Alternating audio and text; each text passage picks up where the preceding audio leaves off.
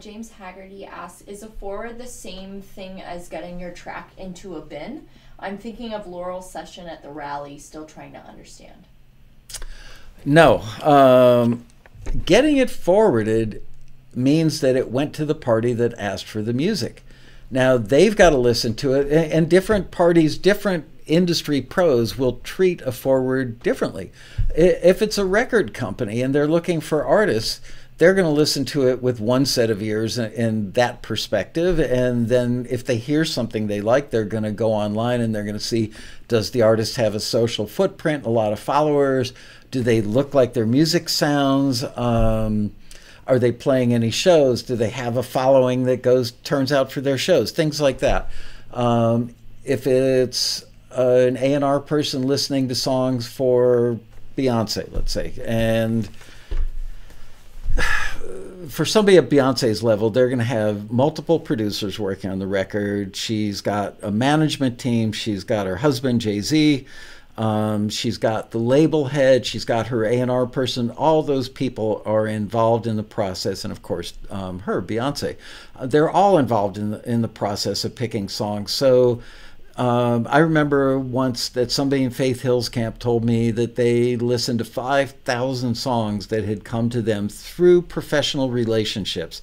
Probably all Nashville publishers back then, because this was probably 10 years ago.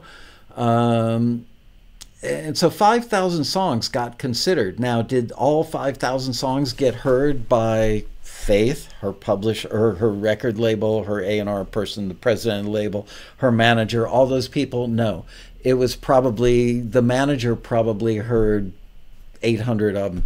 The A&R person probably heard 1,400 of them. Somebody else heard 1,000. And they each culled together their favorites of the bunch. And frankly, they don't pick stuff and go, yeah, this is pretty good. I should probably play this for the other people. They're picking stuff that they walk into the meeting and go, this has got to be a hit for Faith. They know that they're putting their reputation on the line.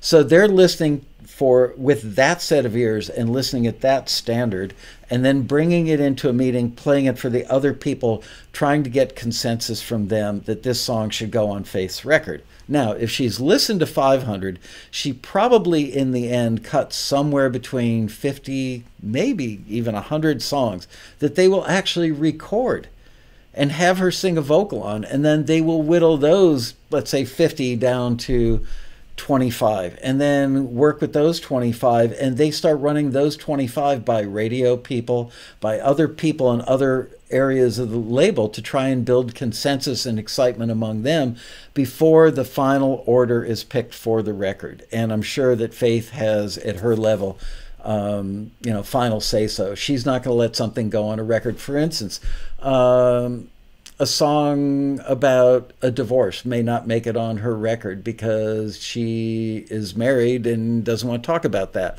I believe that she's fairly religiously observant and wouldn't want to put stuff on her record that would be out of character with her faith. So considerations like that are go into the stew of what gets picked for a record for an artist. Now, moving on to film and TV, our favorite subject on Taxi TV. If it's for a reality TV show, and you mentioned bins, so I'm going to talk about bins. Bins were brought up by Laurel Ostrander, who we opened up this year's Road Rally with. She is an excellent television editor. Very high level, very smart, very capable, and very articulate young woman that I just adore her. She's such a great teacher, and she brings so much to the audience at the Road Rally. So she kept mentioning bins. Well, a bin, back in the old days when they used to cut 35 millimeter film, there would be a thing that looked, it was a cloth bin with a metal frame, and on top of the bin was a metal bar that they would have things like clothespins, and they would clip various strips of film that the editors were using, and because they were so long, they didn't want them dangling all over the floor and getting stepped on and scratched up, so the tail end of those film strips would hang in the bin. Well, the same thing was true when they were editing audio, because the audio came on 35 millimeter strips of whatever that was, celluloid, I think, with little gear, little teeth in there, little holes for the gears to turn. And they would take those pieces of magnetically striped, it was clear with a magnetic stripe, and those were called mags. And they would load them on these giant machines that were called tractors, and they would have like 10 of them or 20 of them or 30 of them. So tractor number 1 might be dialogue, might be actor number 1. Tractor number 2 would be actor number 2.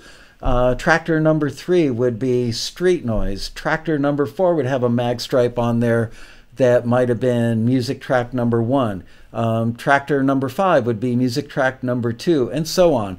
And so it was like a multi-track machine, but it was a bunch of single-track machines that were all hooked up to run in sync using a 60 hertz sine wave that locked them all together, okay? So yes, back in the old days, back in my day, you would actually hit a button on the console and go talk to a guy who could have been literally on the other side of the street in another building or on another floor in the building, and you would talk to them and say retard tractor number 3, which in this case I think was actor number 3 or something. So if you were to see a movie and the actor was speaking and lips were blah, blah, blah, blah, blah, like the old Japanese dubbed movies, you would tell them advance or retard tractor number 3, advance or retard by 7 frames tractor number 4, and that's how things got moved around. And so the stuff that didn't make it onto the tractors but eventually might be used was held in a bin.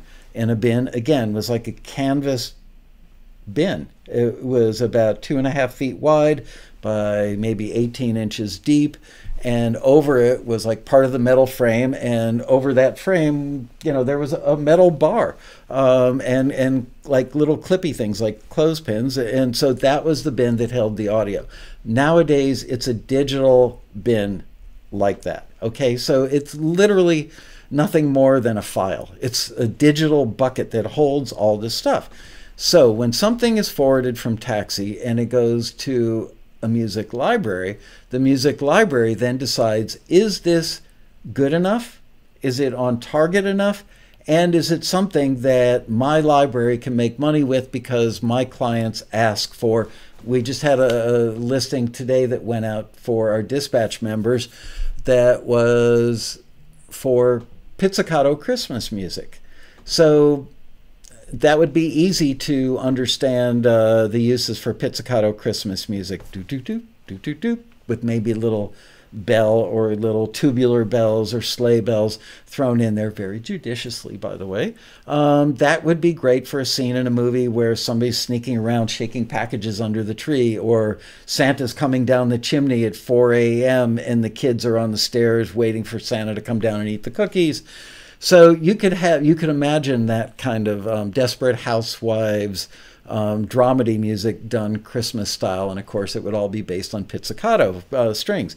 So now that music would make it from a Taxi member submission to the screener. The screener would decide if it's apropos and really awesome. We send it then to the music library, and if the music library person agrees with us, then they put it in their catalog, and then ultimately their catalog probably gets sent to, let's say in this case, definitely gets sent over to Laurel Ostrander, our video editor friend, but it makes a pit stop at a music supervisor who then listens to everything in the library that looks like it might be appropriate, and they say, okay, this goes in the bin, that goes in the bin, and they will pick several hundred pieces of music that go into this digital bin, and they go into files like dramedy, happy, sad, different moods or different files within the bin. So when the editor is editing the show and they've got a scene where little Johnny comes downstairs at 5:30 in the morning and the sun's not up yet, and he's shaking Christmas packages under the tree